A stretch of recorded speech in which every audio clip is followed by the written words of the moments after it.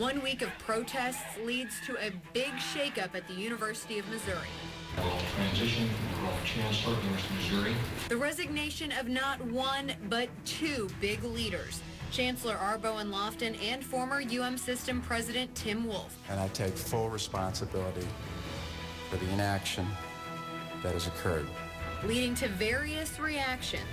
I think it's a good move for the university. I don't think it was really necessary. And the university and activists both planning next steps. We're going to end on a solidarity note, I need. KOMU 8 News at 10 starts now.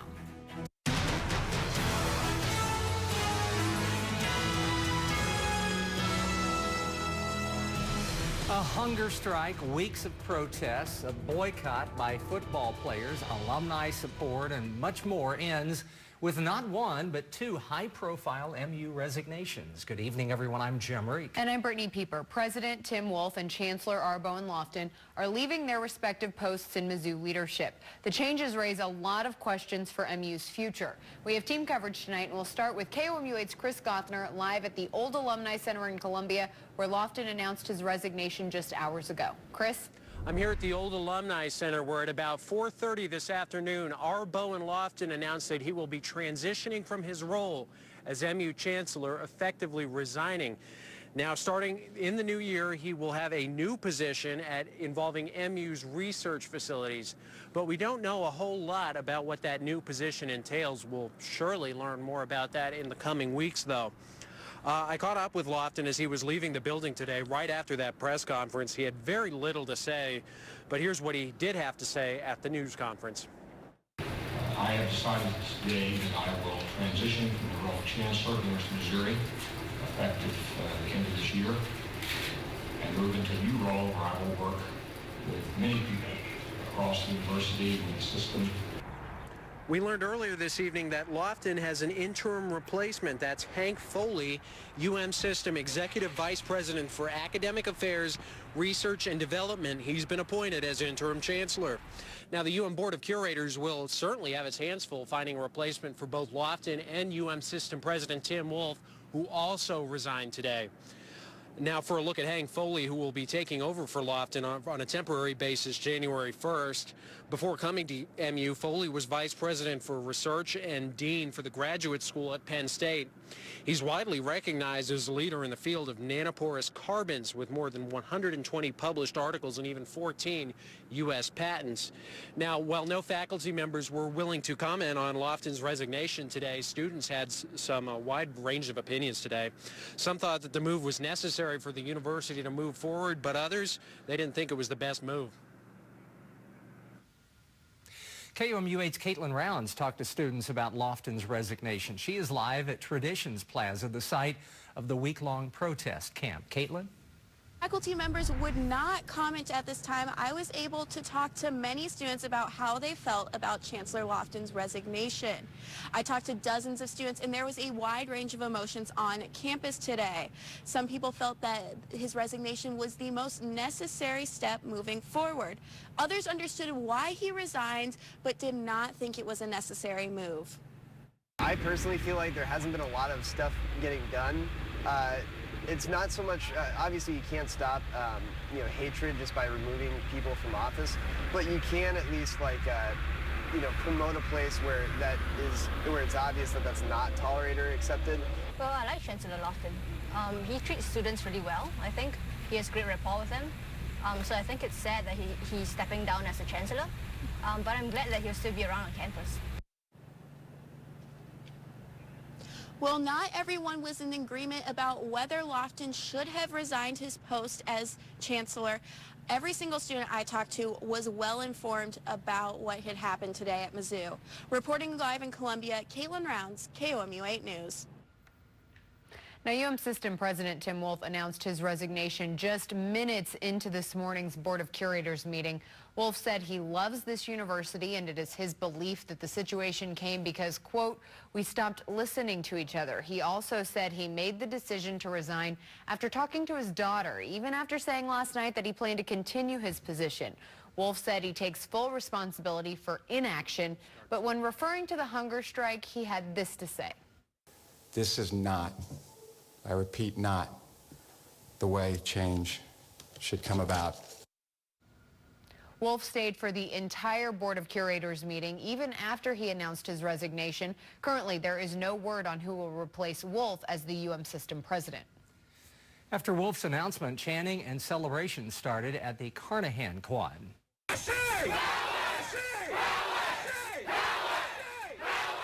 At a news conference, the concerned student 1950 group outlined remaining demands that were sent to the Board of Curators. They included having black psychologists on staff, meeting with the Board of Curators and the governor on future actions, and reaching at least 10% of black faculty. At the end of all this, after all the letters we've sent, all the in-person interactions, after all the forums we've attended, after all the tweets and DMs that we've sent, telling the administration about our pain, it should not have taken this much, and it is disgusting and vile that we find ourselves in the place that we do. Our goal is to abolish inequalities at the intersection of race at the University of Missouri-Columbia. While today may seem bright to some, this is just a beginning in aiding and dismantling systems of oppression within higher education, specifically the UM system. That first person you heard from was grad student Jonathan Butler. He started a hunger strike last week, saying he would not eat until Wolfe resigned or was fired. That strike ended this morning.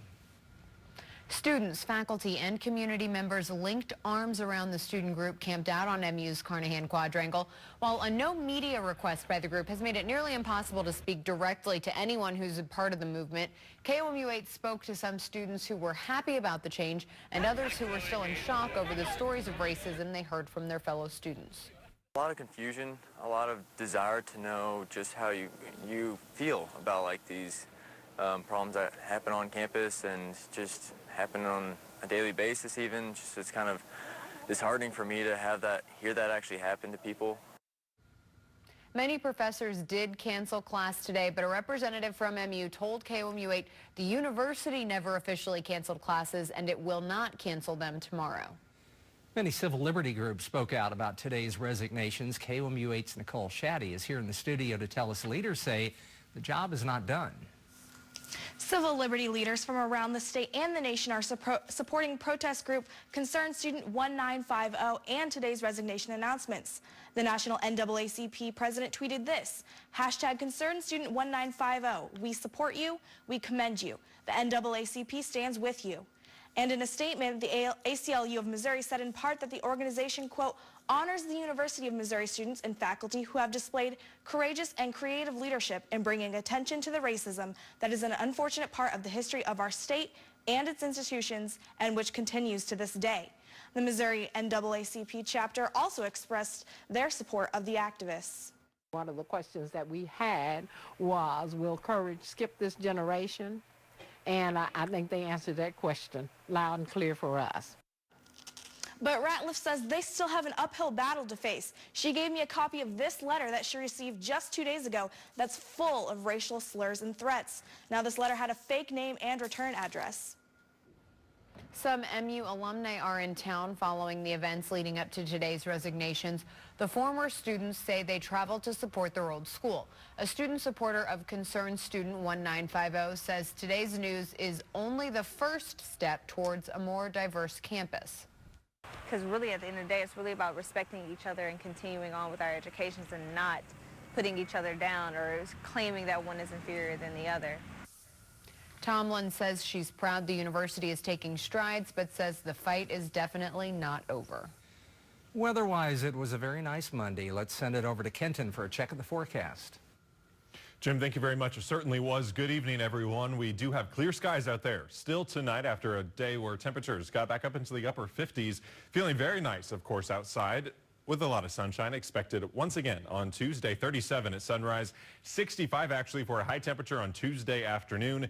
But then that's going to completely change by the time we get to Wednesday because we have some storms rolling in. Some of it could even be severe. I'm tracking everything you need to know coming up later in the show.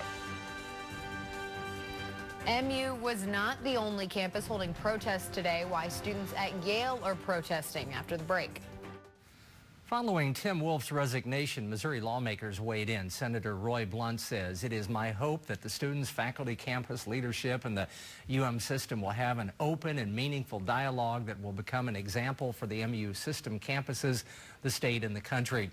Governor Nixon says Tim Wolfe's resignation was a necessary step toward healing and reconciliation on the University of Missouri campus, and I appreciate his decision to do this.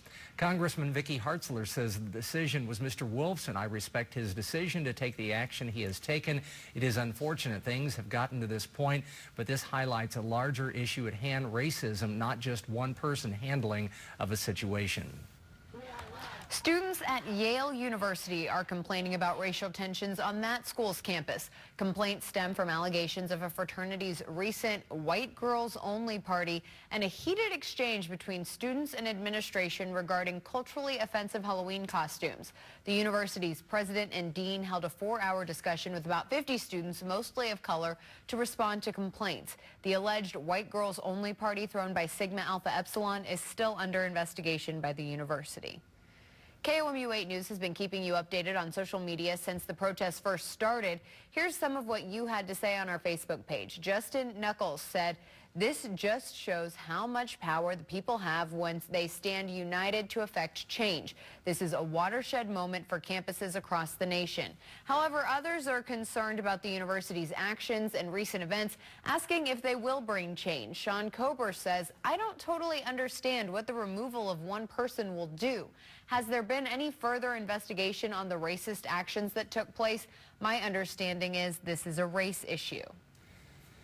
Coming up after weather, counting sheep not working? Why are you not getting enough Z's? More than 1/3 of Americans suffer from chronic sleep deprivation, and that lack of sleep can lead to some serious health problems. Whether you just aren't getting yourself to bed early enough or suffering from something more serious, doctors at University Hospital say there are things you can do to fix the problem. Some warning signs you have sleep apnea include loud snoring or snorting, pauses in breathing, and waking up gasping for air. There are other types of sleep disorders like narcolepsy or insomnia. So if you're concerned about your sleep, bring it up with your doctor or contact the Sleep Disorder Center. We have a link to it on our website, KOMU.com. Dr. Goyle says for those of us who do not have a more serious disorder like sleep apnea, one of the best ways to get more and better sleep at night is to get rid of screens in the bedroom. That means TVs, computers, tablets, and smartphones. If you have to have your phone by you, he suggests putting it on silent or do not disturb and putting it face down to minimize any light that might come from the screen. Other tips include cutting out smoking, alcohol, and excessive caffeine. You can also try going to bed and waking up at the same time every day, even on the weekends, and avoid large meals before bed. If you need to eat, try a small snack with a combo of carbohydrates and protein, so something like a piece of peanut butter toast. We've heard from Gary Pinkel the past couple of days, but what is the BYU coach saying? Coming up on KOMU 8 News today, more coverage on the resignations of Chancellor Bowen Loftin and President Tim Wolfe. And on the web, you can check out photos of students celebrating the news of Wolfe's resignation. You can join us for much more coverage also tomorrow, starting at 4:30. It's going to be a beautiful day on Tuesday. Temperatures around 37 at sunrise, 65 for a high temperature, a lot of sunshine as well. But we do have some storms on Wednesday, and this severe weather index is just for storms that do turn severe. Not every thunderstorm, just the ones that turn severe. High wind is going to be the main threat there, some damaging winds. Also isolated tornadoes, not out of the question. Some hail possible as well. Flooding, though, not a major issue that we're watching for on Wednesday. Few TV cameras there at the press conference. Just thinking, I saw a lot of acquaintances from around the state that I hadn't seen in a while today. A lot of them. That's our time for now. Thanks for joining us. Have a great night.